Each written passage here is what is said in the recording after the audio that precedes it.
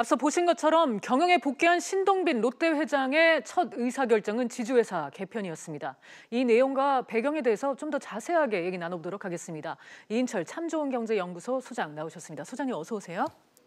그간 이제 긴 총수 공백으로 롯데는 이제 대내적으로 좀 챙겨야 할 현안이 많았었는데 신 회장이 별도의 휴식 없이 곧바로 지금 업무에 돌아갔어요. 그리고 일단 신 회장의 첫 수는 지지사의 체제 강화로 보이는데요. 소장님께서는 지금 이번 내용의 골자, 배경 어떻게 보십니까? 그렇습니다. 이제 신동빈 회장이 경영 복귀하고 가장 큰 화두, 이 관심이 바로 이 지주사 전환과 롯데호텔 상장권이었습니다. 네. 그리고 일본 기업이라는 이미지를 좀 떼내는 것도 굉장히 시급한 과제였고요.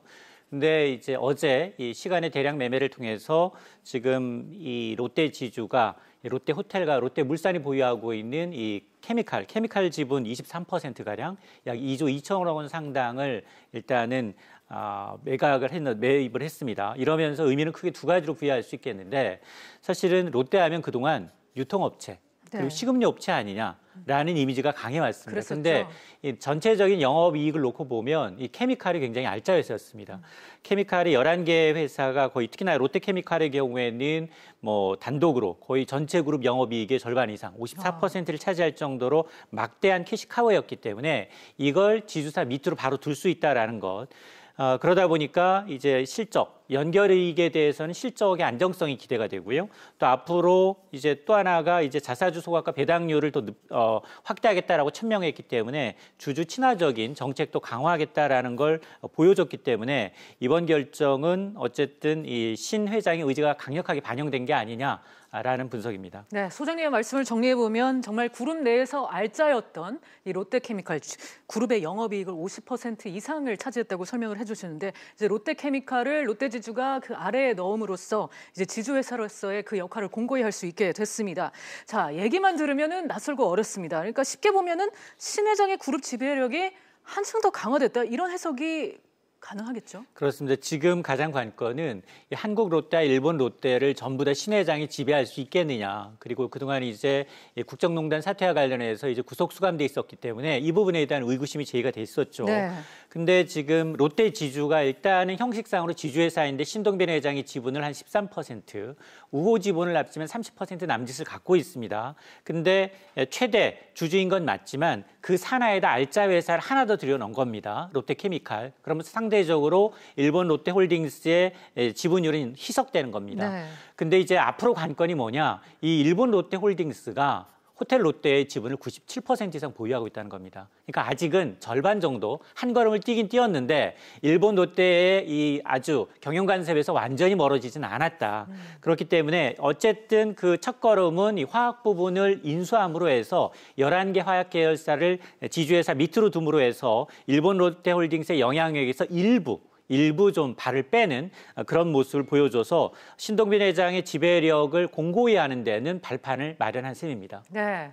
아울러 대규모 자기 주식 소각을 결정하는 등 지금 신 회장 입장으로서는 통 큰 결정을 내리기도 했는데요. 이것도 같은 맥락으로 봐야 할까요? 두 가지 의미가 있습니다. 감자를 하게 되면 일단 주주 가치가 굉장히 올라가겠죠. 네. 그러면 주주들로부터 이제 주가가 오르게 되기 때문에 주주 환원 정책의 일환이고 또 하나는 이렇게 감자를 하게 되면 기존 주주들의 지분율이 낮아집니다. 그렇게 되면 일본홀딩스의 지분율이 낮아지고 상대적으로 신동빈 회장의 주주 지배력이 더 강화될 수가 있습니다. 특히나 이번에 보면 전체 보통주의 10%에 해당하는 1,165만여 주 그리고 이제 4조 5천억 원대 자본잉여금을 이익잉여금으로 전환해서 배당을 더 늘리겠다라는 건데요.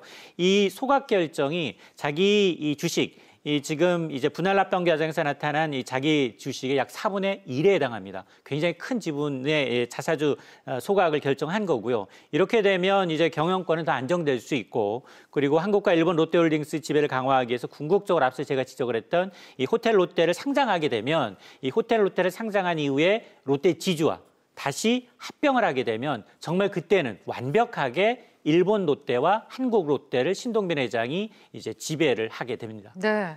롯데의 지배구조 재편 작업은 앞으로도 가속화될 전망입니다. 앞서 소장님도 설명을 해주셨지만 이 일본 롯데의 장악력을 더 희석시키기 위해서 호텔 롯데의 상장이 지금 꼭 필요해 보입니다. 롯데 입장에서는. 맞습니다. 그래서 그런 기대감이 지금 시장에서도 커지고 있고요. 사실 면세점의 실적 부진으로 상장 시기가 미뤄졌던 만큼 이번 기회를 잡을 것이다. 이런 얘기가 시장에서 나오는 것 같습니다. 그렇습니다. 사실 롯데는 전반적으로 대기업 순환출자의 한 98%가 여기 집중이 돼 있었거든요. 네. 그물망으로. 그래서 지난해 10월부터 이제 지주회사 설립하면서 올 4월까지 추가 분할 합병을 통해서 이미 순환출자는 거의 해소가 됐습니다. 그리고 난 다음에 이제 상장이 있었는데 7월에는 롯데정보통신이 상장을 했고요. 그러면서 이제 호텔 롯데 상장이 언제냐 시점에 관심이 가였는데 일단 호텔 롯데의 지분율을 보게 되면 일본 롯데가 97.2%를 보유하고 있기 때문에 가장 빨리 상장하는 게 좋습니다. 네. 왜냐하면 상장하게 되면 지분이 더 늘어날 수밖에 없고요. 그 지분은 일반 주주들한테 또 공개해야 됩니다. 그렇게 되면 40%까지 일반 주주의 비중이 높아지게 되면 상대적으로 일본 롯데홀딩스의 이제 지배력이 좀 줄어드는 것이 네. 있습니다. 관건은 상장 타이밍인데요. 지적하셨던 것처럼 지금 시점이 너무 안 좋습니다.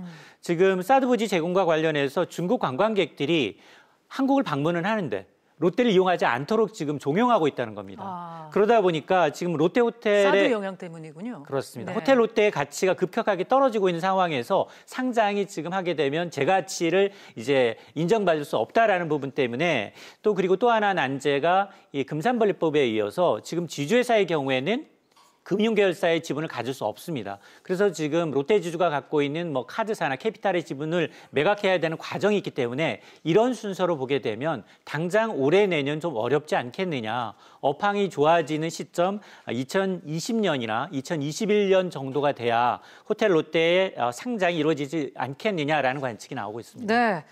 신회장 체제의 지배구조 그리고 물론 이런 경영 흐름의 변화가 순조로우면 좋겠는데 여전히 복잡한 부분이 많습니다. 당장 이제 대규모 인수합병과 해외 투자 등 시급한 과제들도 남아 있는데 향후 롯데 어떻게 전망하고 계십니까? 일단은 롯데는 그동안 이제 굉장히 어려웠던 것들이 유통과 먹거리가 이제 중국에 대한 보복까지 이제 겹치고 내수가 침체되면서 좋지 않았습니다. 그러다 보니까 내부적으로 안 좋았는데 어쨌든 지주회사 내에 알짜 회사인 케미카까지 들어왔기 때문에 롯데가 추진하고 있는 건 패키지로 묶어서 진출하는 겁니다.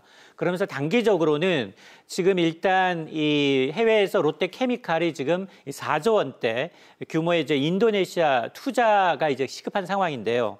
롯데 케미칼이 인도네시아에 있는 국영 철도회사로부터 공장 부지를 매입해서 올해부터 대규모 유화단지 공사가 시작하려고 했지만 신동빈 회장이 부재로 그동안 무기한 연기되어 왔습니다. 이걸 일단 이제 빨리 진행하는 게 가장 중요하고요. 또 하나가 롯데가 이제 해외 투자를 진출하기 위해서는 유통과 식품 그리고 화학과 건설 이런 패키지를 진출하는 이제 패턴을 보여왔기 때문에 앞으로 이제 화학 계열사를 직접 자회사로 두었기 때문에 이런 전략이 보다 더 쉽게 이루어지지 않겠느냐라는 거고 또 하나가 내부적으로 보면 지난 5월에 이제 온라인 사업을 강화하기 위해서 5년간 3조 원을 투자하겠다고 했습니다. 이건 현 정부의 어떤 이 기조와 보조를 맞춰서 국내에서는 일자리 창출과 관련해서 이런 이제 이 투자를 조기 집행하면서 채용 규모를 또 늘리는 것도 하나의 이제 숙제로 던져진 상황입니다. 네. 신동빈 회장이 경영에 복귀하자마자 지금 지배구조 개편에 박차를 가하고 있는데요. 앞으로 또 어떤 경영 행보를 보일지 지켜봐야 되겠습니다. 지금까지 이인철 소장과 얘기 나눴습니다. 감사합니다.